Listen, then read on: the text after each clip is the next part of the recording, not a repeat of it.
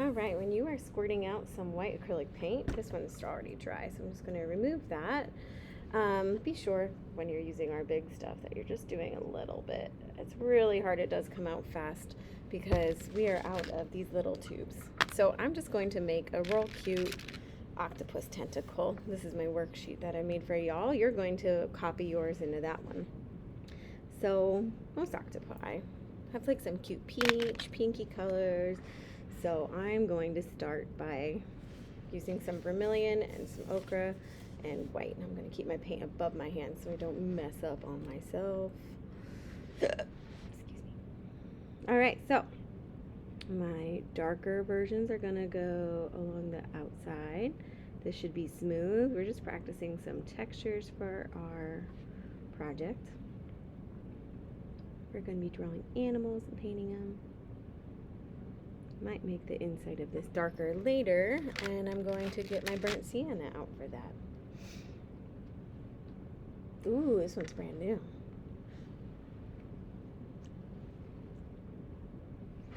Yeah. So to make some areas dark, I don't always add black. I usually try to find like another dark color. Oh boy, I just dropped my paintbrush. I do that all the time. Well, that just ruins my cute little worksheet that I made for y'all. It's okay. Happy accidents. So I'm taking that dark and I'm going over a section while it is wet and getting that dark area to create a shadow. I'm going to create a shadow along the edges. I might need to get a smaller brush. There we go. I'll put some small brushes out for y'all. Some shadows around the suction cup areas. Trying to keep this as simple as possible, knowing that this is going to be a challenge. I guess I'll just leave that mistake there. Put white out over it later. And now I'm going to just fix up my edges. Maybe I can blend them together while they're wet by taking a little bit of vermilion and my burnt sienna.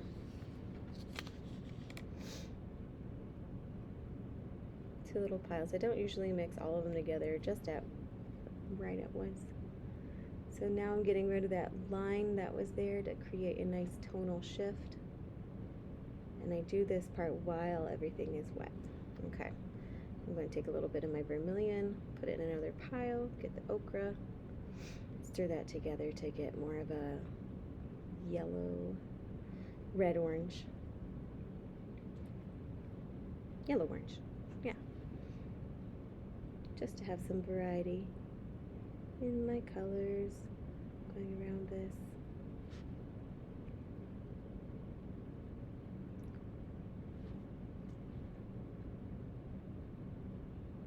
Keeping my shadow visible. Going over my paint again, making my smooth transitions. I'm going to make another yellow-orange. I'm going to have it get a little bit more vibrant and lighter as it goes towards this outer section.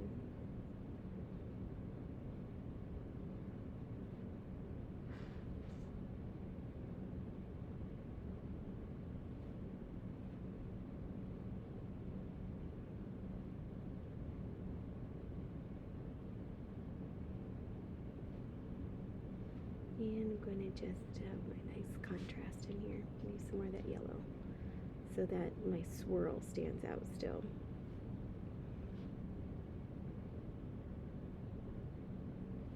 Giving it a highlight using a lighter hue of yellow. Okay, now I'm going to do my little suction cups. I'm going to grab some white, wash off my paintbrush in between. Grab some of that white and I'm going to mix it into my yellow-orange section. I'm going to again wipe off my brush, grab some white, and I'm going to mix it into some of this vermilion to make a nice peach color. So now I have like a really light yellow and a really light peach. I'm going to put the peach along the suction cups on the the outer part of the donut, not the in part. I think I'm going to make those the lighter color of the yellow.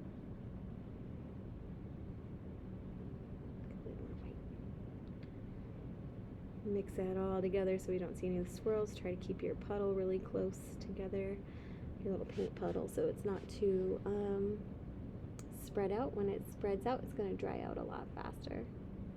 So you can paint directly over those little sections that I have of the black pen showing. Since acrylic is pretty opaque, we'll be able to paint over it. But I mean, it's transparent enough that we can see where that little oval would be, especially with this black outline that I created on here. I can still see that little black outline, so I can see where to put my highlight. And that's nice because since this is still a little bit semi-transparent, I can see where that's at. But when I add the white down, since the white paint that I have is a little bit thicker, it'll just cover right over that black section. We'll see.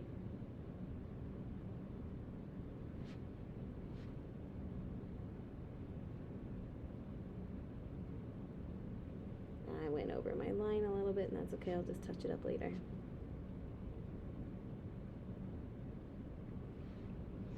Alright, I'm going to squeeze my brush off, the paper towel.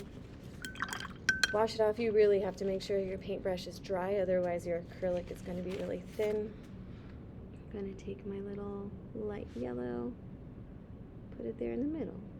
That's how we make some octopus textures, like bumps make things look kind of slimy.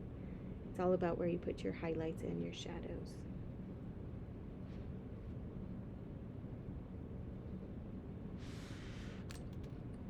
Let me zoom in so you can just see how that's starting to look. You can even leave it textured if you put it on really thick. I'm putting a little white dot right there in the middle of my light yellow to really make it stand out. You can make your paint textured as well just by letting it dry with the texture of the brush.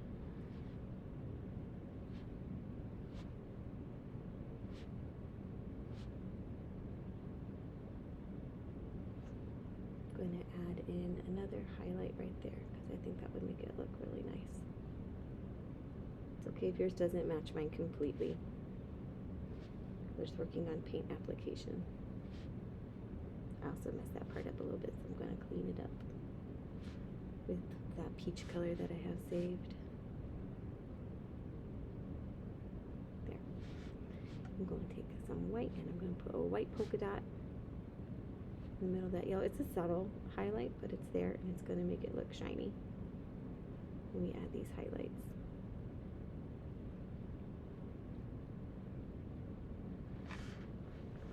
There it is.